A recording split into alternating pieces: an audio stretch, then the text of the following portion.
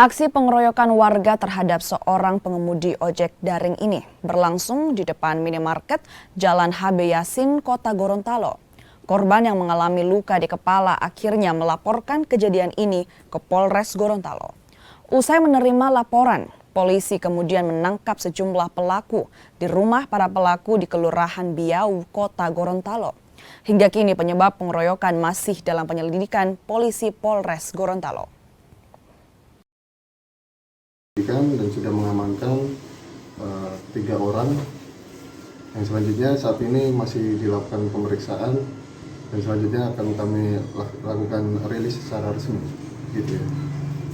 Pak, untuk pelakunya itu ditangkap di mana tadi, Pak? Kami amankan di wilayah Kota Selatan dekat dengan Polsek Kota Selatan. Pak, hasil pemeriksaan sementara kenapa di korban, Pak? Untuk motif dan modusnya akan kami dalami, besok kami akan lakukan rilis untuk kepastiannya ya, sedang dilakukan pemeriksaan.